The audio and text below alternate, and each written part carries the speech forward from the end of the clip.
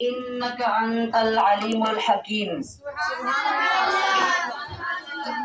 إن الله وملائكته يصلون على النبي يا أيها الذين آمنوا صلوا عليه وسلموا تسلیما. معزز و محترم حاضرات محفل،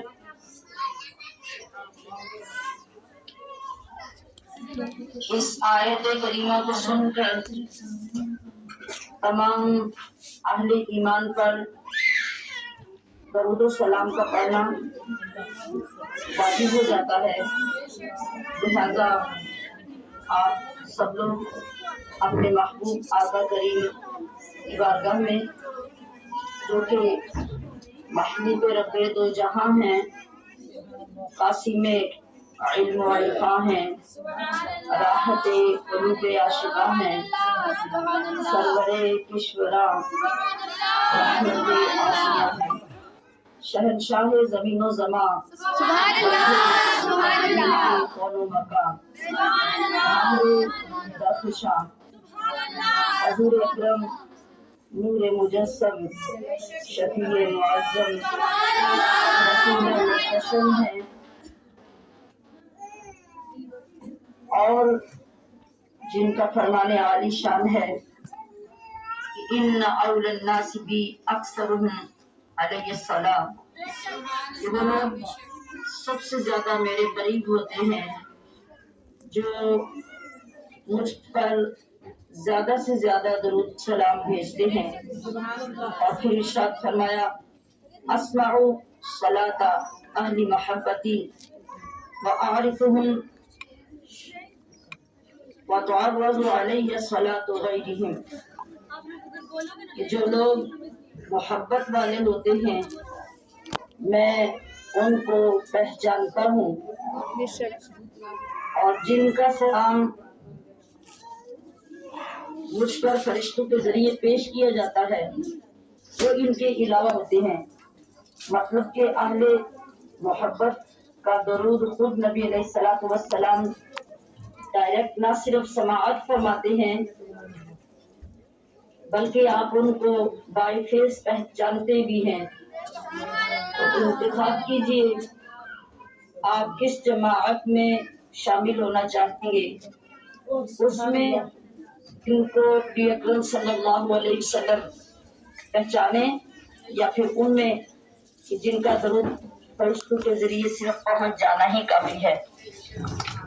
تو میں امید کرتی ہوں آپ انہی لوگوں میں شامل ہونا پسند فرمائیں گے جن کو آقا دو عالم صلی اللہ علیہ وسلم پہچانیں گے بھی اور خود ان کا درود سنیں گے بھی. تو محبت کی آواز سے ساری عقیدتیں نچھاور کرتے ہوئے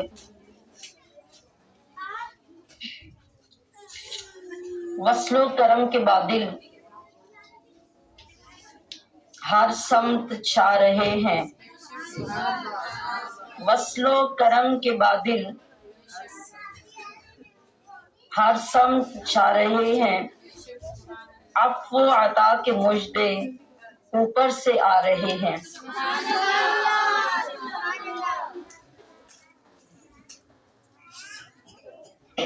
اب میں تو شاعر کی اس محبت اور اپنی کیفیت کو آپ کے سامنے ظاہر کر سکتی ہوں. محسوس آپ نے کرنا ہے کہ کیا واقعی اس ماہ مقدس کی مقدس محفل میں بیٹھ کر آپ بھی ایسا محسوس کر رہے ہیں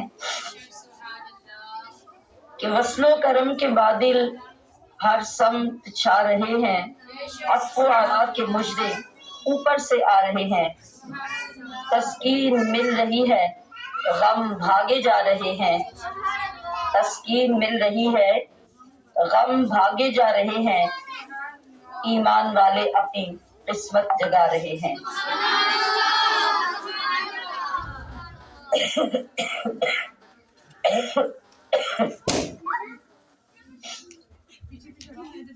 کس ذوق و شوق سے ہیں آئے خدا کے بندے، کس ذوق و شوق سے ہیں آئے خدا کے بندے، عجز و نیاز والے عشق و ولا کے بندے، سچ پوچھو تو یہی ہیں سچے خدا کے بندے، نام نبی پہ اپنا جو تن من لٹا رہے ہیں، نام نبی پہ اپنا جو تن من لٹا رہے ہیں۔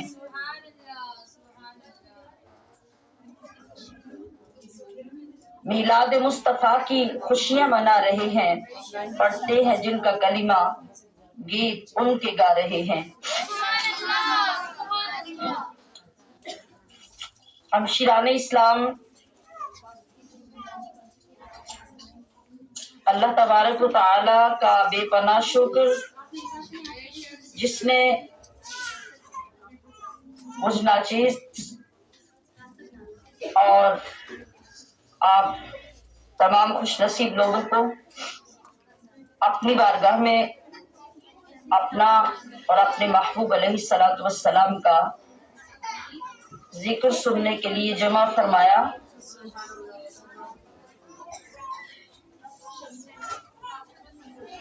بغیر اس کے کرم اور اس کے فضل کے ہمیں معمولی اور غیر معمولی کسی نیکی کی توفیق نہیں مل سکتی۔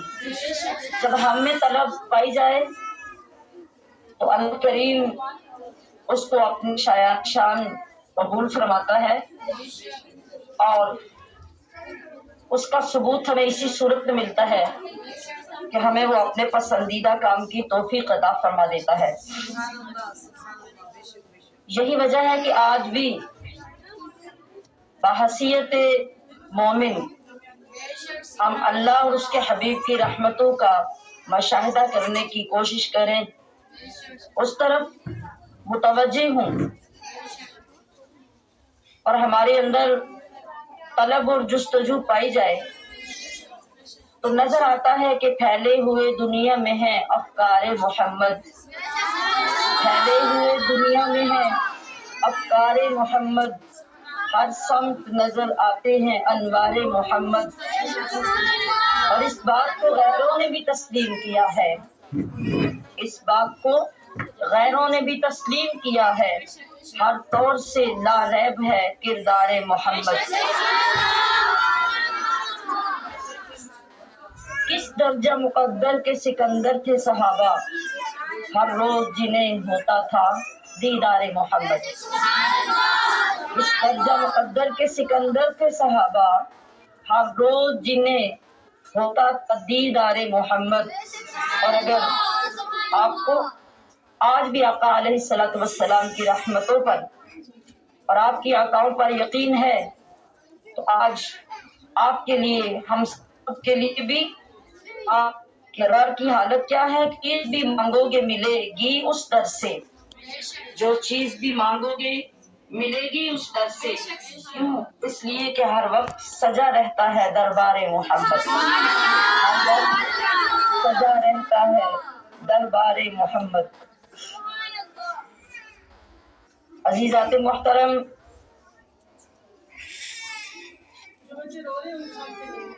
معظم و محترم مہمانان گرامی،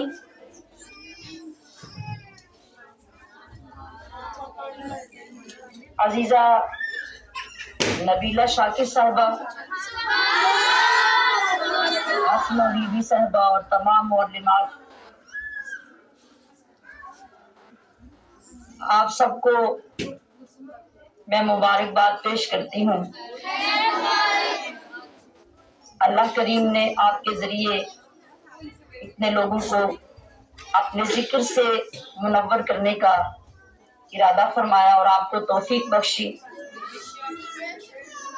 آپ نے ان سب کی میزبانی کا شرف حاصل کیا۔ قرآن عظیم اللہ کی لارب کتاب سے آپ کے سامنے کچھ الفاظ دو مقامات سے میں نے پیش کیے، جس میں اللہ کریم نے اپنے حبیب صلی اللہ تعالی علیہ وسلم کی آمد کو انسان عظیم فرمایا، اور ہمیں آپ کے ذکر سے مستفید ہونے اور آپ کی ذات اقدس کو یاد کرنے پر بہت بڑی سند سے نوازا۔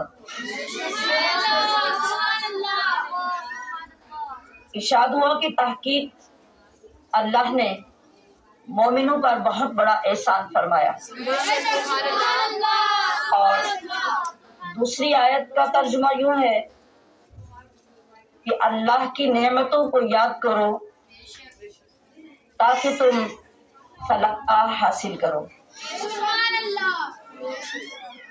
قرآن کریم میں احسان کا لفظ آپ نے پڑھا، جیسا کہ ارشاد ہوتا ہے وَبِالْوَالِدَيْنِ احسانا، والدین کے ساتھ حسن سلوک کرو، لیکن اس کے لیے ایک لفظ مننا کا بھی استعمال ہوا، جو میں نے آپ کے سامنے لقد من اللہ کا لفظ استعمال کیا۔ اس کا معنی بھی احسان تو ہے، مگر یہ وہ احسان نہیں جس کو احسان کے معنوں میں ہم جانتے ہیں۔ یہ ایسا احسان ہے جس پر اور احسان ہو نہیں سکتا، ایسا احسان جس کا متماثل کوئی دوسرا احسان ہو نہیں سکتا، ایسا احسان جس کی مثال بیان نہیں کی جا سکتی۔ اور یہ احسان کون ہے؟ یہ اللہ کے محبوب کی ذات کریمانہ ہے۔ اور دوسرے لفظوں میں خاص ایک لفظ جو قابل غور اور سمجھنے کے لائق ہے وہ ہے کہ وَاذْكُرُوا آلاءَ اللہ، اللہ کی نعمتوں کو یاد کرتے رہو، لَعَلَّكُمْ تُفْلِحُونَ، تاکہ تم فلاح پا جاؤ۔ یہ لفظ فلاح کیا ہے؟ جب آپ قرآن کریم کا ترجمہ پڑھتے ہیں، اس کا ترجمہ کامیابی کے لفظ سے کیا جاتا ہے۔ کامیابی کے بہت سے درجات ہوتے ہیں۔ ایک بچہ پریپ کلاس مکمل کرتا ہے تو آپ کہتے ہیں ہمارا بچہ کامیاب ہو گیا۔ دوسرا بچہ نرسری کا امتحان پاس کر لیتا ہے، آپ کہتے ہیں کہ بچہ ہمارا کامیاب ہو گیا۔ اسی طرح پہلی، دوسری، تیسری کلاس سے ماسٹر تک پڑھتا جاتا ہے اور وہ کامیابی حاصل کرتا رہتا ہے، تو پتہ چلا کہ کامیابی کے درجات مختلف ہیں۔ جس مقام پر کوئی شخص ہوتا ہے اس کی کامیابی اسی کے مطابق ہوتی ہے۔ مگر جب ہم لفظ فلاح کی تلاوت کرتے ہیں، جیسا کہ قرآن کریم کھولتے ہی آپ جب سورہ بقرہ کا پہلا صفحہ مکمل کر کے دوسرا صفحہ پلٹتے ہیں تو پہلی آیت آپ کو یہی تلاوت کرنے کو ملتی ہے، اولئک علی ھدی من ربہم واولئک ھم المفلحون۔ یہ فلاح سے ہی مفلحون ہے۔ اسی طرح آپ قرآن پاک میں قد افلح المؤمنون کا لفظ بھی پڑھتے ہیں، لعلکم تفلحون بھی پڑھتے ہیں، لعلہم یفلحون بھی پڑھتے ہیں، اور اسی طرح یہ صیغے بدلتے جاتے ہیں، لیکن ان کا مادہ اور ان کا اصل فلاح ہی رہتا ہے۔ سمجھنا یہ ہے کہ فلاح کیسی کامیابی ہے۔ تو حاضرات محفل، فلاح وہ کامیابی ہے کہ ہر درجے اور ہر مرحلے کی کامیابی اس سے نیچے رہ جاتی ہے۔ جب لفظ فلاح کی کامیابی کو مینشن کیا جاتا ہے اور اس کو ذکر کیا جاتا ہے تو اس کا مطلب ہے کہ یہ ایسی کامیابی ہے کہ اب اس سے اوپر کوئی کامیابی ہے ہی نہیں۔ مطلب ہم نے جتنے مراحل زندگی میں کامیابیاں حاصل کی وہ تمام کامیابیاں یا تو کسی ایک خاص مقام تک ہوں گی یا کسی خاص شعبے میں ہوں گی، یا پھر اگر بہت بڑی کامیابی حاصل کر لی تو اس کا تعلق صرف زمین کی کامیابیوں تک اس دنیا کی کامیابیوں تک ہوگا، مگر جہاں پہ لفظ فلاح آ جائے گا، لعلکم تفلحون آ جائے گا، تو اس کا مطلب یہ ہوگا کہ اب رب کریم آپ کو وہ کامیابی عطا کرنا چاہتا ہے جو اس دنیا میں بھی ہوگی۔ اگر آپ قبر چلے جائیں وہاں بھی کامیاب، قبر سے باہر میدان معاشر میں آئے وہاں بھی کامیاب، اور جنت پہنچ جائے وہاں بھی کامیاب، یعنی اب اس سے بڑھ کر اور کوئی کامیابی نہیں ہوگی جس کا اللہ ذکر فرمائے۔ تو فرمایا وَاذْكُرُوا آلَاءَ اللَّهِ لَعَلَّكُمْ تُفْلِحُونَ، کہ تم اللہ کی نعمتوں کو یاد کرو تاکہ تم فلاح پا جاؤ۔ بے شک، سبحان اللہ سبحان اللہ۔ اب ہم یہ سمجھ سکیں گے کہ اللہ کی نعمتوں کو یاد کرتے رہنے سے کتنی بڑی کامیابی ہم پا سکتے ہیں۔ نعمت کیا ہے؟ ہر وہ چیز جس کو پانے کے بعد ہمیں پراؤڈ فیل ہوتا ہے، ہم فخر محسوس کرتے ہیں، بے شک دوسروں کے سامنے خوشی سے بیان کرتے ہیں، جو ہمیں نفع پہنچانے والی چیز ہوتی ہے ہم اس کو اللہ کی نعمت کہتے ہیں۔ اور اگر ہم ان کا شمار کرنا چاہیں تو اللہ فرماتا ہے وَإِن تَعُدُّوا نِعْمَةَ اللَّهِ لَا تُحْصُوهَا، میں نے تمہیں اتنی نعمتیں عطا کی ہیں، اتنی نعمتیں عطا کی ہیں کہ تم زندگی بھر ان کو شمار کرتے رہو مگر شمار نہیں کر سکو گے۔ تو پھر یہ کیسے پاسیبل ہے کہ ہم اللہ کی نعمتوں کو یاد کر سکیں؟ یعنی تمام نعمتیں کاؤنٹ کر ہی نہیں سکتے، تو سب کو یاد کرنا کیسے ممکن ہوگا؟ اللہ کی یہ چاہت جب اللہ کے پیغمبر حضرت داؤد علیہ السلام تک پہنچی تو داؤد علیہ السلام نے اللہ سے عرض کیا، اے اللہ تیری نعمتیں تو اس قدر ہیں کہ ہم انہیں شمار ہی نہیں کر سکتے، تو جس چیز کا شمار ہی ہمارے بس میں نہیں اس کو یاد کرنا، اس کا ذکر کرنا ہمارے بس میں کیسا ہوگا؟ اللہ پاک نے ارشاد فرمایا کہ اے داؤد میری بارگاہ میں تمہارا شکر بجا لاتے رہنا ہی میری نعمتوں کا یاد کرنا ہے۔ مطلب یہ ہوا کہ جب ہمیں اللہ کی بارگاہ میں شکر گزار بندہ بننے کی توفیق مل جائے تو گویا ہم اللہ کی نعمتوں کو یاد کرنے والوں میں شمار کیے جائیں گے۔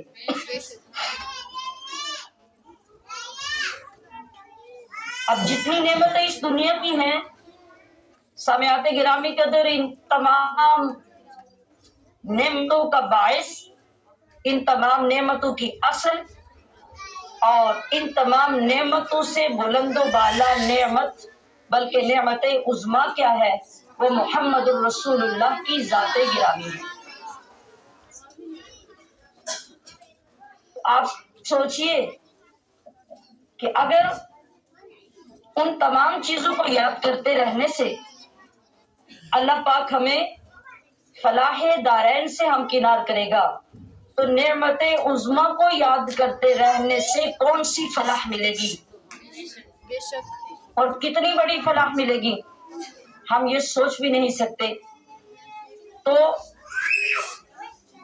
اللہ کے محبوب کی یاد، اللہ کے محبوب کا ذکر نصیب ہونا، اس کے لیے سفر کر کے آنا، اس کے لیے اہتمام کا، اس کو سننے کے لیے بیٹھنا، یہ ایسی بڑی نعمتیں اور ایسی بڑی کامیابیوں کی اسناد اور سرٹیفکیٹس ہیں جن میں کوئی شک نہیں۔ آپ علیہ الصلوۃ والسلام کو یاد کرنا ہی زندگی کا حاصل ہے بے شک اور کامیابیوں کی کنجی ہے، اور اسی کے ذریعے ہم سب سے بڑی کامیابی کو حاصل کرنے کے قابل ہو جاتے ہیں۔ عزیزات گرامی قدر، آج ہمارے زمانے میں، ہمارے معاشرے میں دین سے دوری کے باعث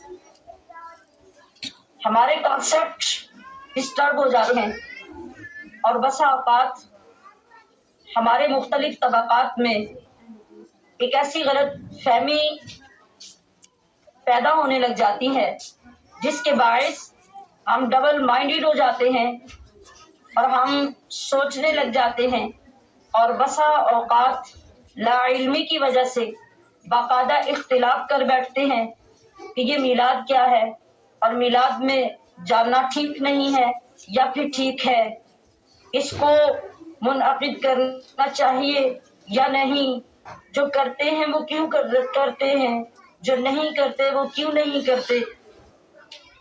تو میں یہ عرض کرنا چاہوں گی کہ خدا را آپ لوگوں کے علم پر ڈیپینڈنٹ نہ ہو جائیے، بحیثیت مسلمان مجھ پر اور آپ سب پر اپنی اپنی ذات کے لیے اتنا علم حاصل کرنا بے حد ضروری ہے جس سے ہم ایمان اور ایمان کے لوازمات کو جان سکیں۔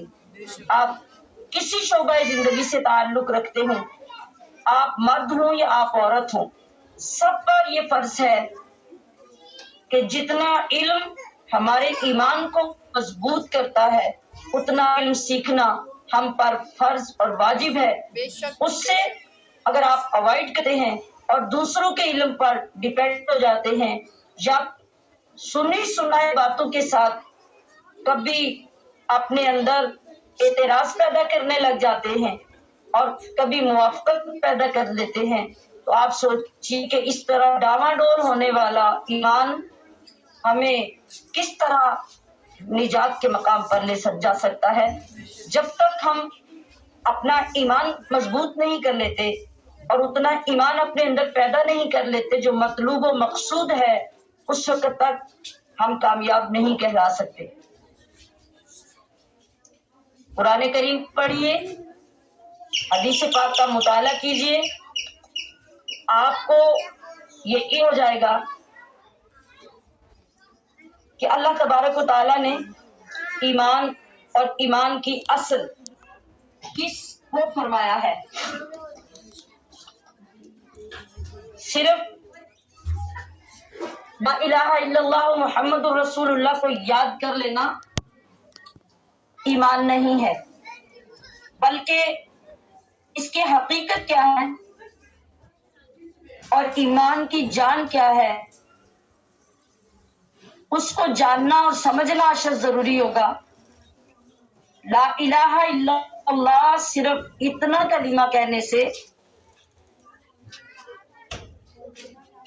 ہمارا کلمہ جس طرح مکمل نہیں ہوتا، اس طرح اس کی تشریح سمجھے بغیر بھی ہمارا ایمان مکمل نہیں ہوتا۔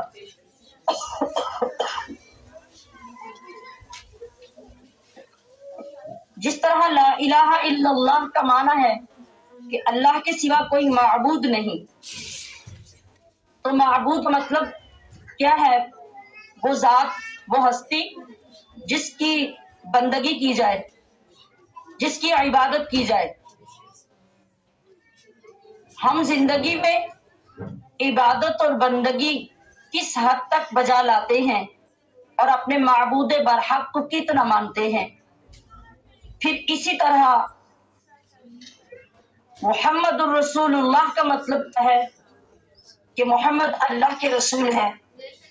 المیہ یہ ہے کہ ساری زندگی اس کلمے کو ہم پڑھتے ہی نہیں بلکہ ہم علماء سے سن کر اس کو 1.25 لاکھ بھی پڑھتے ہیں، مرنے والوں کو بخشتے بھی ہیں اور اپنے لیے جمع کر کے بھی رکھتے ہیں، مگر 1.25 لاکھ پڑھ لینے کے باوجود ہمیں یہ معلوم نہیں ہو سکتا کہ رسول ہوتا کون ہے، اور اگر کوئی اللہ کا رسول ہے تو اس کا مطلب کیا ہے۔ ہمشیران گرامی قدر، رسول ایک میسنجر ہے، ایک پیغامبر ہے، اور وہ کس کا میسنجر ہے؟ وہ اللہ کا میسنجر ہے۔ ہم پیچھے پڑ چکے کہ اللہ معبود برحق ہے جس کی بندگی ہر سانس میں، ہر گھڑی میں، ہر لمحے میں ہمارے اوپر فرض ہے، اور اس فرضیت کو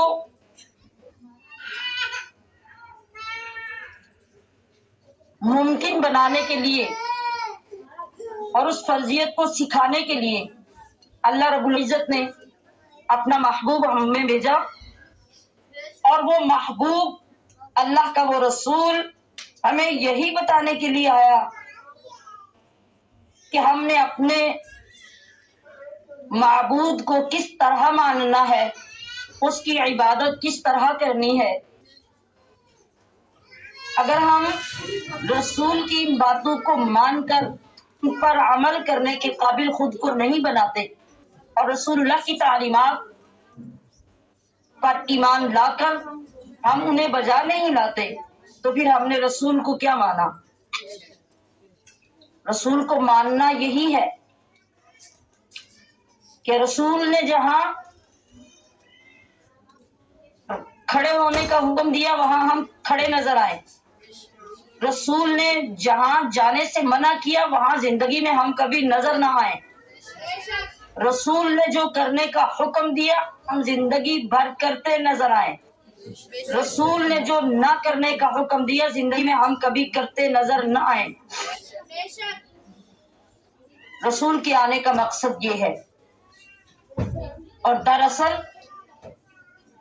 رسول اللہ کے میلاد کے نام سے منعقد ہونے والی محافل کا مقصد بھی یہی ہوتا ہے کہ ہم آپ کے اذکار کو، آپ کے افکار کو، آپ کے پیغام کو پہچانیں، ان کو سنیں اور اپنے آپ کو اس عمل میں ڈالیں رسول اللہ کو مطلوب ہے۔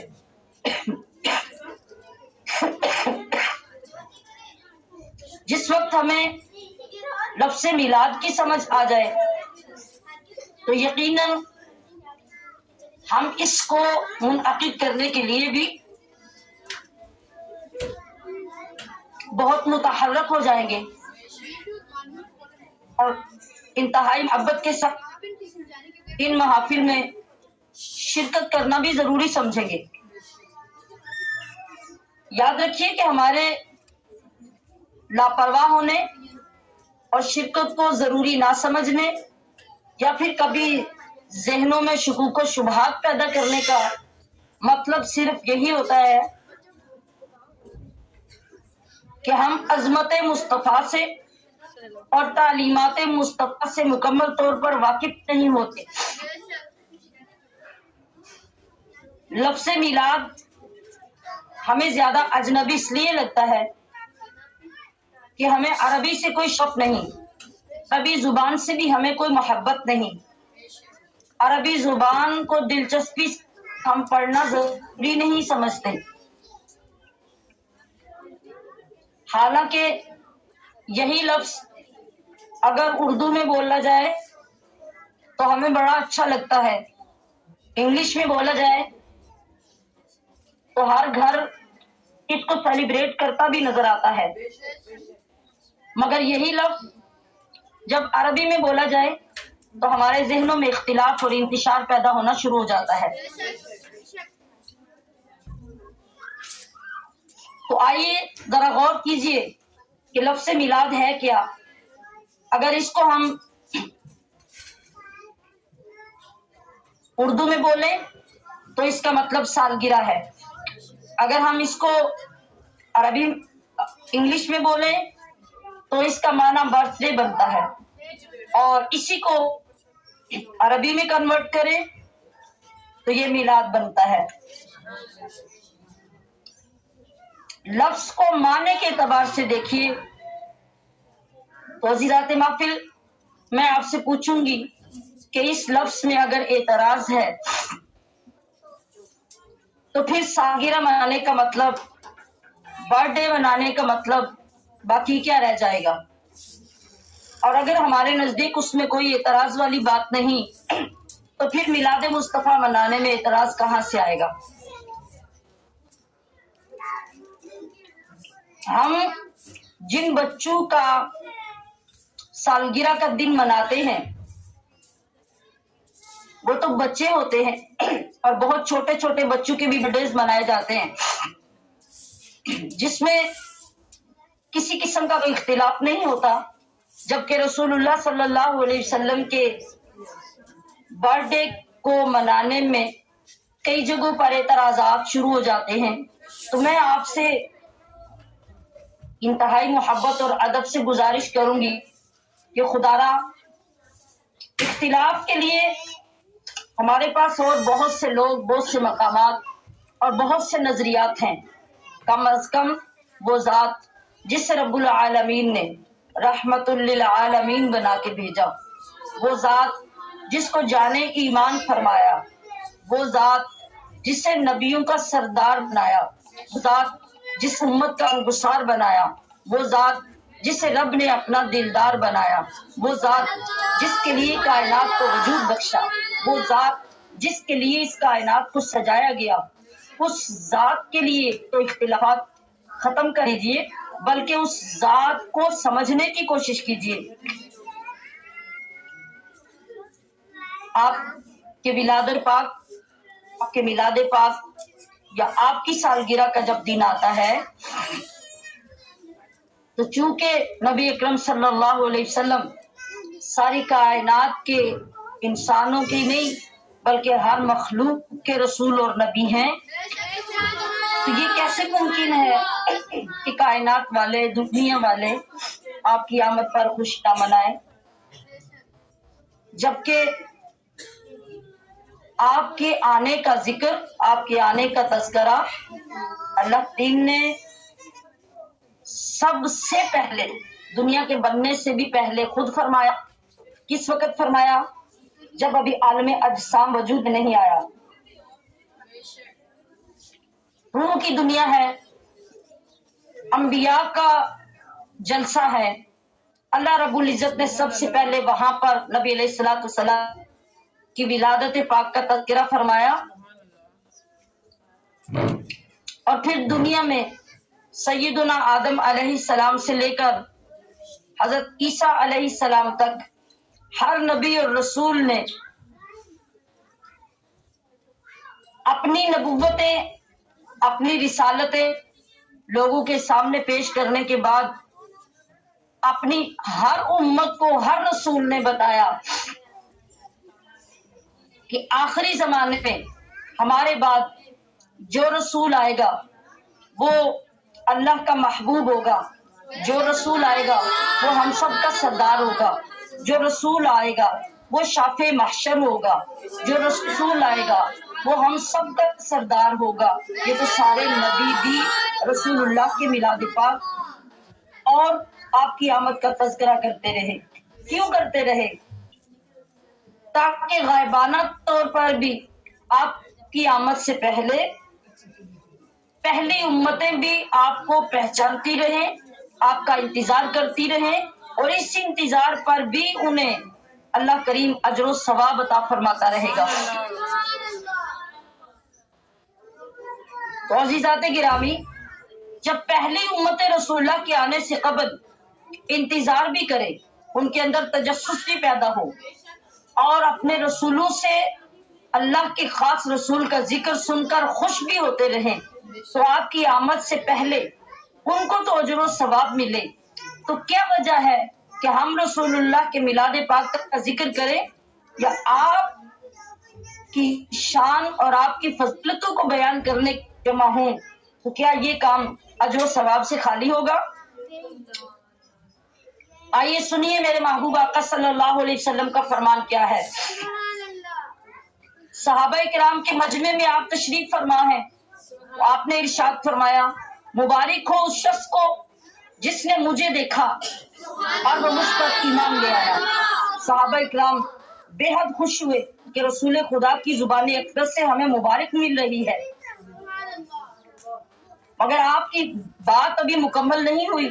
آپ نے فرمایا، مبارک ہو اس شخص کو جس نے مجھے دیکھا اور وہ مجھ پر ایمان لایا، اور 7 مرتبہ مبارک ہو اس شخص کو جو مجھے دیکھے گا نہیں اور مجھ پر ایمان لائے گا۔ تو ہمشیران گرامی قدر، وہ کون ہے؟ وہ کون خوش نصیب ہیں جن کو میرے محبوب، میرے پیارے نبی 7 مرتبہ مبارک رہے ہیں؟ وہ میں اور آپ ہیں۔ दूसरे 3 लोग हैं जिन्होंने रसूलुल्लाह का दीदार इन ज़ाहिरी आंखों से नहीं किया, मगर रसूल पर ईमान लाते हैं और इस ईमान में आगे बढ़ने की कोशिश करते हैं। और हम यकीन कामिल रखते हैं कि अगर कोई ज़ात इस दुनिया में और आखिरत में भी हमें निजात दिलाने वाली है तो वह रसूल अकरम नूर मुजस्सम शफी मुअज़्ज़म सल्लल्लाहु अलैहि वसल्लम की ज़ात गिरामी ही है।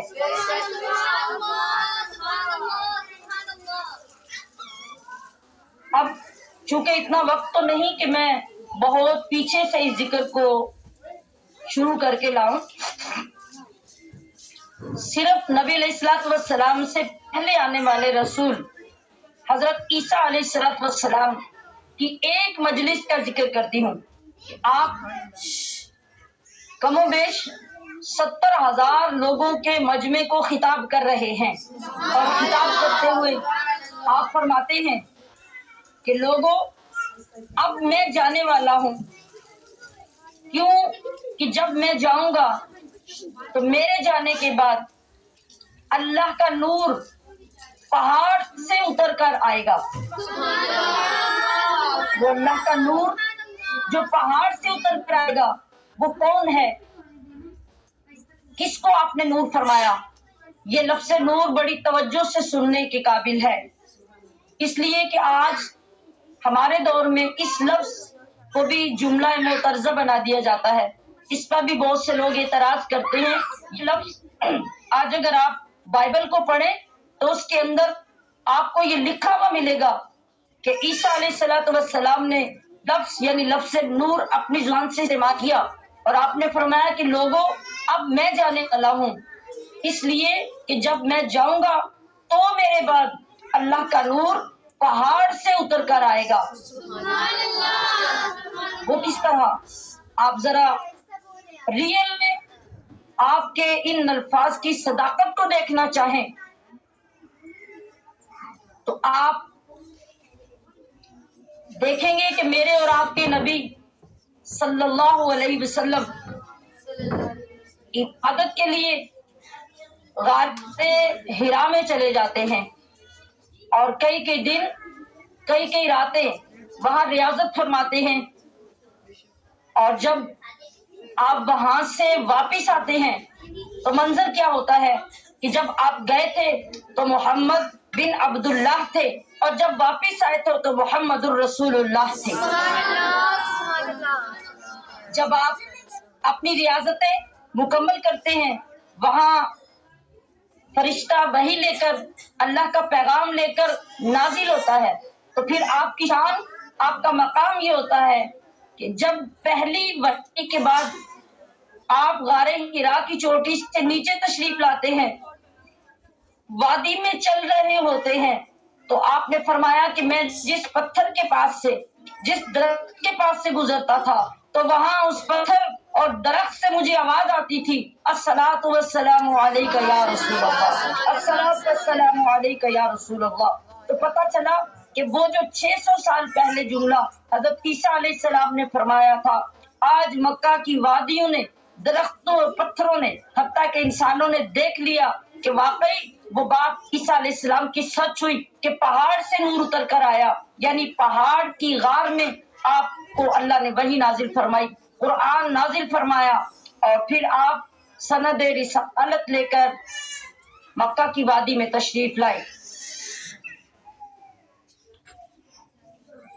जब ईसा अलैहिस्सलाम जैसे जलीलुल कद्र रसूल की जुबान अक़दस से लोगों ने किसी और रसूल का जिक्र सुना तो लोग बड़े मुतजस्सिस हुए, हैरान भी हुए, अर्ज की कि अल्लाह के नबी, ए कलीमतुल्लाह, ए रूहुल्लाह, आप जैसा जलीलुल कद्र नबी जिस नबी की फजीलत और शान बयान कर रहा है, क्या ऐसा मुमकिन है कि आपसे बढ़कर भी शान लेकर कोई आएगा? आप ऐसे जलीलुल कद्र रसूल हैं कि मादरजात अंधों को शिफा दे देते हैं। आप ऐसी शान और फजीलत वाले रसूल हैं कि आप कोढ़ के मरीज को सेहत याब फरमा देते हैं। आपका मौजज़ा इतना बड़ा है कि आप مرے हुओं को जिंदा फरमा देते हैं, तो ए अल्लाह भी कि आपसे ज्यादा फजीलत वाला भी कोई आने वाला है। तो ईसा अलैहिस्सलातु वस्सलाम ने जो जवाब दिया, सामियात मोहतरम जरा उसे दिलों में उतारने की कोशिश फरमाइए।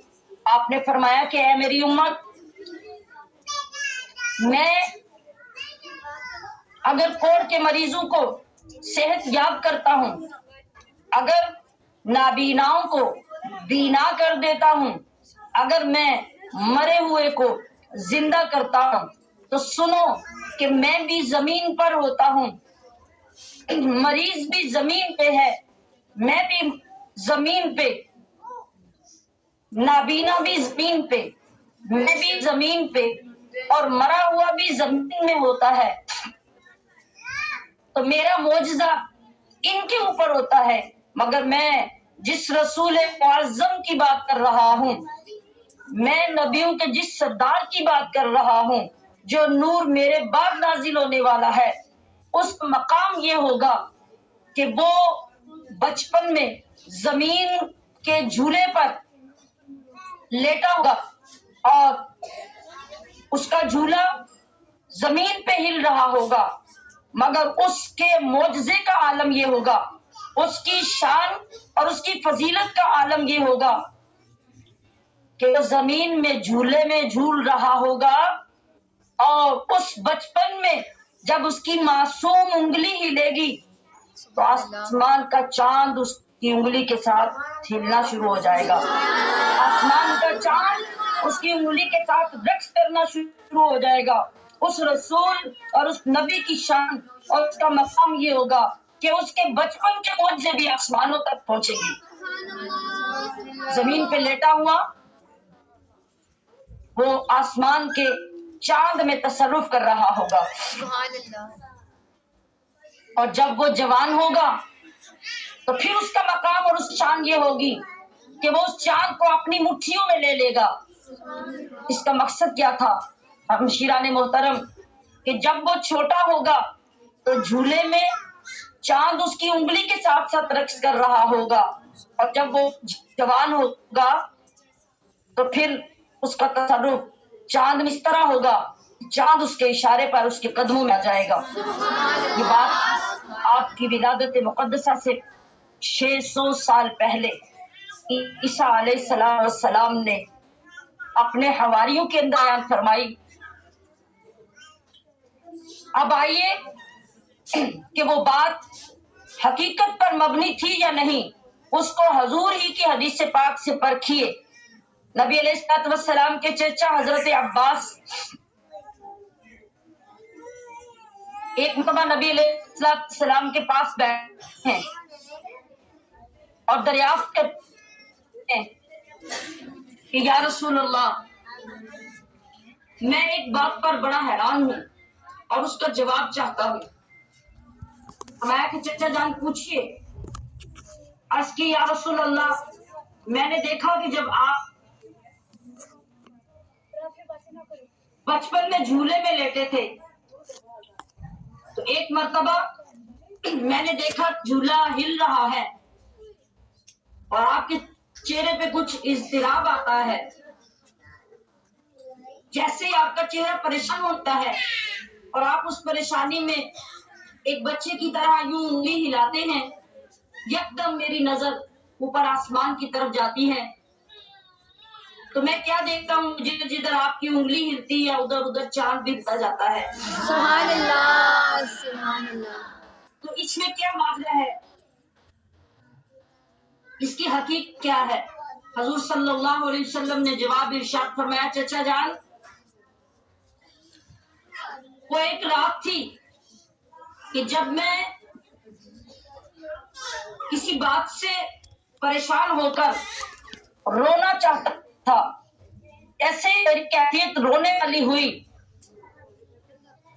मैंने ऊपर आसमान की तरफ देखा, इधर मेरी उंगली हिली तो मैंने देखा कि मेरी उंगली के साथ साथ वो चांद इस तरह मेरा खिलौना बन गया, जिस तरह खिलौने के साथ बच्चे का एकदम दिल बहल जाता है और वो रोना बंद कर देता है, तो वो चांद इस तरह मेरे उंगली के इशारे के साथ साथ यूं चलने लगा कि जैसे वो मुझे खिला रहा हो, और मैं उसकी वो हरकत और उसका वो रक्स देखकर रोया नहीं बल्कि फ्रेश हो गया।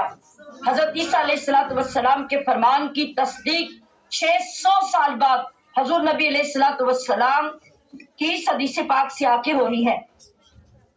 फिर ईसा अलैहिस्सलाम ने फरमाया था कि जब वो अल्लाह का नबी जवानी की जिंदगी में होगा तो उसके इशारे से चांद उसके कदमों में आ जाएगा, वो चांद को मुट्ठियों में ले लेगा। फिर कुरान करीम को भी पढ़िए और हदीस मुबारका में भी वाज़े इस रिवायत का जायजा भी लीजिए। कुरान करीम फरमाता है कमर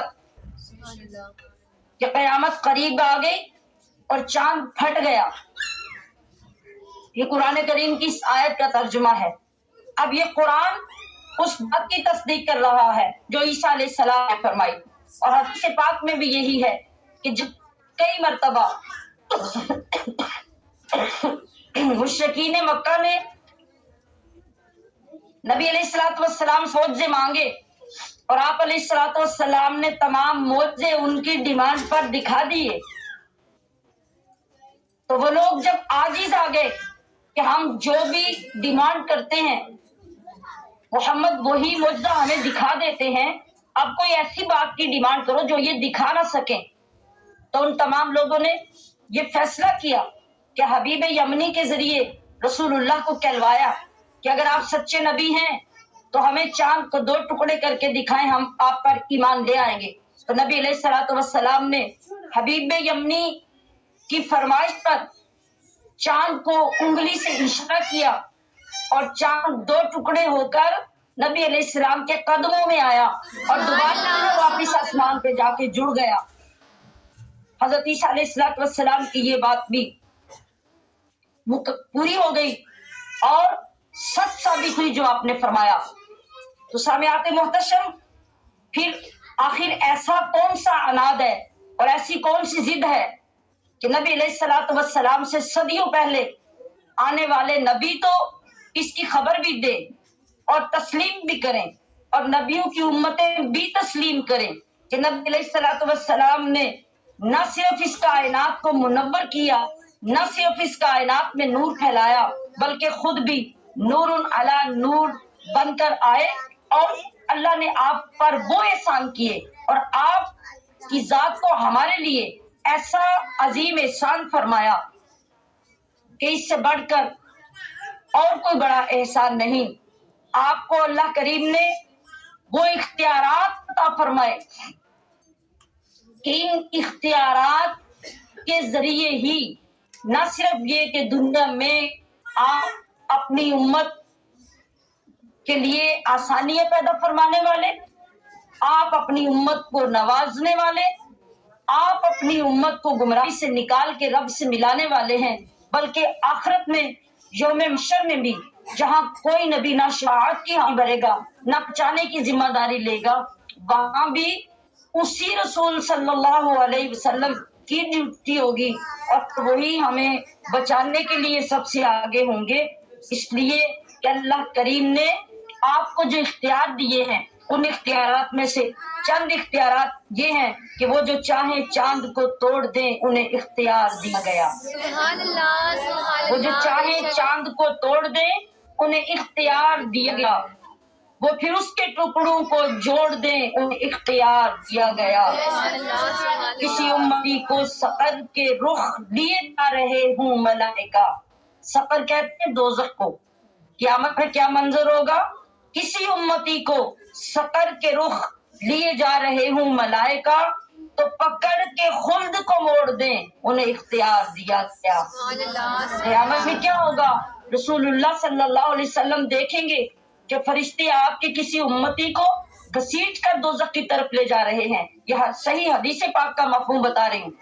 तो वो उम्मती चीख रहा होगा, पुकार रहा होगा, रसूलुल्लाह सल्लल्लाहु अलैहि वसल्लम का नाम ले लेकर पुकार के फरियाद कर रहा होगा। तो आका अलैहिस्सलातु वस्सलाम फरिश्तों से फरमाएंगे कि या फरिश्तों, ये मेरा उम्मती मेरा कलमा पढ़ने वाला है, तुम उसे क्यों दोज़ख में ले जा रहे हो? फरिश्ते अर्ज करेंगे क्या हम अल्लाह के हुक्म के पाबंद हैं, अल्लाह ने हुक्म दिया तो हम इसे ले जा रहे हैं। आप फरमाएंगे नहीं, इसे वापस मीजान पर ले चलो। जब मीजान पर अल्लाह के हुक्म से वापस ले जाया जाएगा तो आप उस उम्मती का पढ़ा हुआ दरूद और एक रवायत में है उसका पढ़ा हुआ कलमा जो उसने दिल से पढ़ा होगा वो उस दूसरे पलड़े में रखकर दोबारा जब अमाल तोले जाएंगे तो उसके अमाल वजनी हो जाएंगे और अल्लाह हुक्म देगा कि जाओ मेरे महबूब के कहने पर आप इसको जन्नत में ले जाओ। तो क्या शायर लिख रहा है कि किसी उम्मती को सकर के रुख लिए जा रहे हूँ मलाइका, तो पकड़ के खुल्द को मोड़ दे उन्हें इख्तियार दिया गया।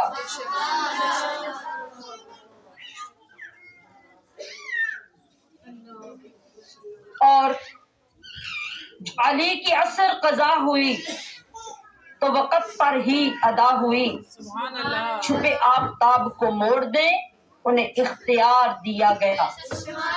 अजीज़ात गिरामी,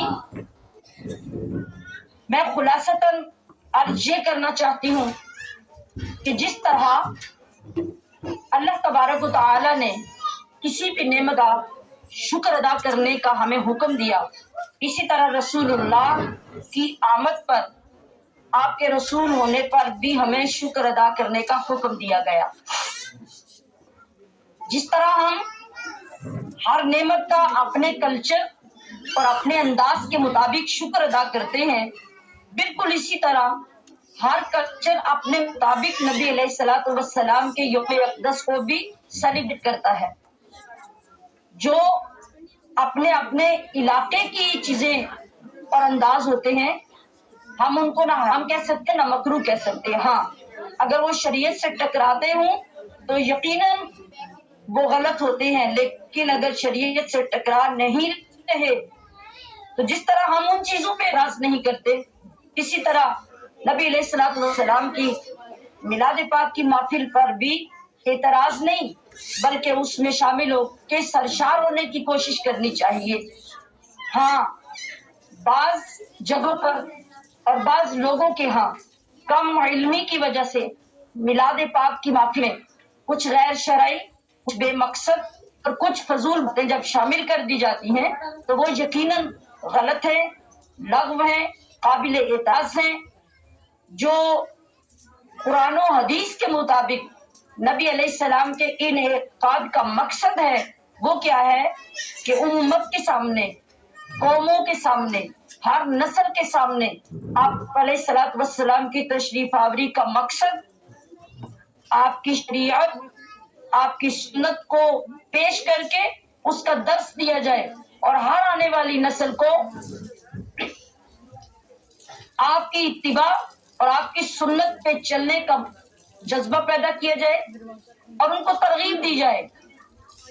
नबी अलैहिस्सलातु वस्सलाम के मिलाद पाक के इनेकाद का मकसद ये होना चाहिए। मिलाद पाक एक ऐसी जामियत रखने वाली महफिल होती है जिसमें नबी अलैहिस्सलातु वस्सलाम के अखलाकियात को भी बयान किया जाता है, आपकी सीरत को बयान किया जाता है, आपकी तालीमात को बयान किया जाता है। और यही होना चाहिए। इस मकसद के लिए जब आप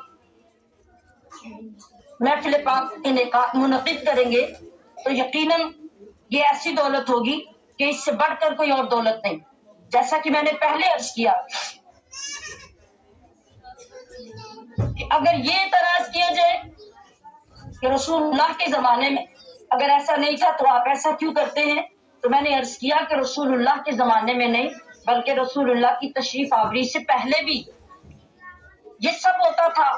और जमानों से पहले अल्लाह तबारक व तआला ने खुद आप अलैहिस्सलातु वस्सलाम के मिलाद पाक का अंबिया किराम के जलसे में इनेकाद किया।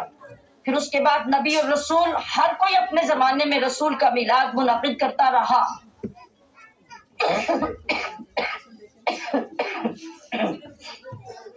माजरत, आप डिस्टर्ब हो रहे होंगे, लेकिन मैंने सुबह बताया था नबीला साहिबा को कि बस अचानक 2 दिन से बुखार और गला बहुत खराब है। ये तो आप सबकी करामत और मोहब्बत है कि मैं इतना बोल पा रही हूँ। تو اس ڈسٹربنس کو بھی الفاظ کے ساتھ قبول کر لیجئے۔ تو عزیزات گرامی قدر، جب ایک طویل عرصہ زمانوں سے پہلے سے جو تقریب منعقد ہوتی چلی آ رہی ہو، آج ہمیں ضرورت ہے اس کی اصلیت کو سمجھنے کی اور اس کے اندر ایسی جامع اور ایسی جاندار چیزیں شامل کرنے کی جس سے دین کا پرچار ہو، دین کی اشاعت ہو، ہماری نسلوں تک ہمارے نبی کا پیغام پہنچے۔ جب ہم ان تمام چیزوں کا خیال رکھ کر نبی علیہ الصلوۃ والسلام کے میلاد پاک کا انعقاد کریں گے تو یقیناً اس میں جن باتوں کا انتخاب ہوگا وہ آپ کی رسالت اور نبوت کا مقصد ہوگا، آپ کی سیرت مقدسہ کا بیان ہوگا، آپ کے اخلاقیات کا بیان ہوگا، آپ کی سنت کا بیان ہوگا، آپ کے قرآن کا بیان ہوگا، آپ کی حدیث مبارکہ کا بیان ہوگا۔ اگر ان تمام چیزوں کے مجموعے کو میلاد پاک کی محفل کہا جائے گا تو اس میں قابل اعتراض بات کیا ہوگی اور کیسے ہوگی؟ اس کا جواب ہم اپنے دلوں سے، اپنے باطن سے، اپنے اندر سے حاصل کر سکتے ہیں۔ تو اللہ کے رسول صلی اللہ تعالی علیہ وسلم کی آمد کے صدقے سے ہی ہمیں یہ باقی نعمتیں ملی جن کو ہم نعمتیں سمجھ کر سیلیبریٹ کرتے رہتے ہیں۔ تو جن کے صدقے سے یہ تمام نعمتیں ملی، تو کیا وجہ ہے کہ ہم آپ کی آمد پر خوشی نہ منائیں، آپ کی آمد کی نسبت سے ہم آپ کی محافل منعقد نہ کریں؟ اللہ تعالیٰ نے اگر ہمیں خوشیاں دی ہیں تو خوشیاں منانے کا بھی حکم دیا اور خوشیاں منانے کو ناپسند بھی نہیں کیا، بلکہ اس انداز سے خوشیاں منائی جائے کہ وہ خوشیاں شریعت کے عین مطابق ہو، نہ کہ شریعت کے خلاف۔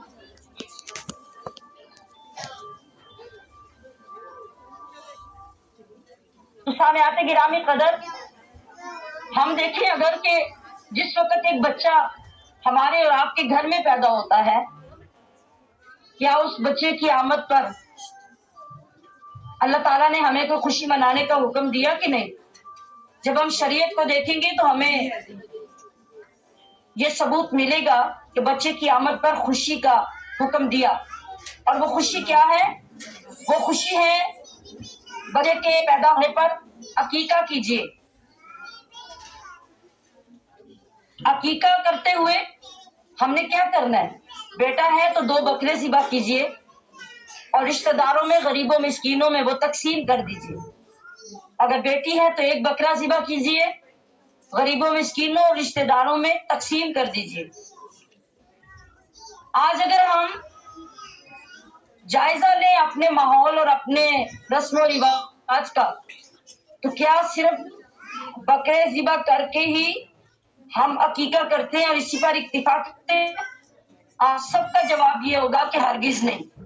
ہم اپنی اپنی حیثیت کے مطابق دیگیں بھی پکاتے ہیں، بکروں کے علاوہ بہت سے کھانے بھی تیار ہوتے ہیں اور مختلف قسم کے ڈرنکس بھی مہمانوں کی ضیافت کے لیے منگوائے جاتے ہیں۔ تو بتائیے کہ مختلف ڈرنکس کا شامل کرنا اور بکروں کے علاوہ مختلف کھانے شامل کرنا کیا یہ نبی علیہ السلام کے زمانے میں ہوتا تھا؟ آپ کا جواب ہوگا کہ ہرگز نہیں۔ پھر جب بچہ جوان ہو جاتا ہے تو پھر یہ خوشی ہم سب کرتے ہیں، وہ کیا ہے؟ بچے کا نکاح ہوتا ہے۔ اب نکاح ایک خوشی کا موقع ہے۔ اللہ کے نبی نے جو چیز اس موقع پہ سنت فرمائی وہ کیا ہے کہ جب نکاح ہو جائے تو خوشی کا اظہار کیجیے اور جتنے لوگ اس مجلس میں شریک ہے ان میں خوشی کے لیے چھہارے تقسیم کیجیے، منہ میٹھا کروائیے۔ آپ سے میں سوال کروں گی کہ کیا آج جب نکاح ہوتا ہے، نکاح کے وقت آج بھی صرف چھہارے ہی تقسیم کیے جاتے ہیں؟ آپ کا جواب نہ میں ہوگا۔ جب نہ میں ہوگا تو پھر کیا وجہ ہے کہ نکاح تو سنت رسول ہے، تو سنت رسول کے موقع پہ سنت کے مطابق چیز تقسیم کیوں نہیں کی جاتی؟ آج مٹھائی تقسیم ہوتی ہے، لڈو تقسیم ہوتے ہیں، बादाम तकसीम होते हैं और खजूरों छुहारे के साथ न जाने कितने लवाजमात बनाकर शामिल करके हम लोगों के अंदर तकसीम करते हैं। मगर मजाल है कि पूरी दुनिया में कोई बंदा एतराज करे कि रसूलुल्लाह के जमाने में ऐसा नहीं होता, तो आज आप ऐसा क्यों करते हैं? तो सोचने पे, गौर करने पे समझ ये आएगी कि चूंकि छुहारों के अलावा गुलाब जामुन हो, मिठाई हो, बादाम हो, पिस्ता हो, कोई चीज नाजायज नहीं, इसलिए उनका तकसीम करना भी नाजायज नहीं है। बेशक। अगर आप इस बात का ये जवाब देंगे तो फिर मैं भी आपकी तवज्जो इस तरफ दिलाऊंगी कि अगर रसूलुल्लाह का जिक्र करने के बाद आने वाले लोगों को आप बतौर ज़ियाफत के, बतौर तवाज़ो के अच्छा लंगर देते हैं, मशरूबात देते हैं, महफिल सजाते हैं, डेकोरेट करते हैं, हजूर की आमद की खुशी में एक अच्छा और सरशारी और खुशी का माहौल पैदा करते हैं, इसके अंदर कोई नाजायज चीज नहीं होगी, बल्कि आप जितने खुशी के माहौल में बैठेंगे उतना आपका दिल खुश होगा और नबी अलैहिस्सलाम में मोहब्बत का इजाफा होगा। मैंने पहले भी अर्ज कर दिया कि हाँ, जो चीज मना की जाने वाली होगी वो होगी कि गैर मोतबर और ऐसी रवायात, ऐसी बातें, ऐसी नातें जो कुरान और हदीस से साबित ना हो, ऐसी तर्जों की नातें जो गैर शरई और गानों की तर्ज पे नकल की गई हों, ऐसे काम जो शरीयत के खिलाफ हो, वो किसी भी जगह पे, खा शादी है, खा वलीमा है, खा निकाह है, खा अकीका है, जहां भी आप करेंगे गलत होंगी, और इसी तरह मिलाद पाक की महफिल में भी गलत होंगी। हाँ, अगर तालीमात मुस्तफ़ा सल्लल्लाहु अलैहि वसल्लम हासिल करने के लिए आप मिलाद पाक या किसी भी उन्वान से कोई महफिल सजाते हैं तो वहां आने वालों के लिए आपके पास एक तालीमी, एक अमली और एक सुन्नत के मुताबिक और हुजूर सल्लल्लाहु अलैहि वसल्लम की नबुव्वत के पैगाम के मुताबिक वो मवाद होना चाहिए जो आप आने वालों को पेश करें और उनके न सिर्फ ईमान को ताज़ा करें बल्कि ईमान पर अमल करने के लिए उनको मुतहर्रिक करके भेजें, और आने वाला भी हर शख्स ये सोच कर आए कि मैं रसूलुल्लाह की तालीमात सुनने और सीखने के लिए जा रहा हूँ। तो इज़ात गिरामी कदर, ये महफिल हमारे लिए इससे बरकत भी होगी, बाइस रहमत भी होगी, और आप सल्लल्लाहु अलैहि वसल्लम के उन मकासद को पूरा करने के लिए होगी जिसके लिए आप तशरीफ लाए। मैं आप तमाम लोगों की शुक्रगुजार हूँ कि मैं जैसी आवाज से भी बयान कर सकी, आपने बैठकर उसे सुना, और ये भी कि आपने बहुत दूर रहकर अपनी मोहब्बत का इजहार करते हुए इतना इस्तेमाल किया, और आप सब लोग महफिल में तशरीफ लाए। इंशाअल्लाह आइंदा अल्लाह पाक खैर व आफियत रखे और मामलात दुरुस्त रहे, सेहत ठीक रहे। तो जब कभी अल्लाह पाक ने मौका दिया तो इंशाअल्लाह फिर ज्यादा बेहतर और ज्यादा अच्छे तरीके से आपकी खिदमत में हाजिरी होगी। अल्लाह करीम आप सबके दराजात बुलंद फरमाए।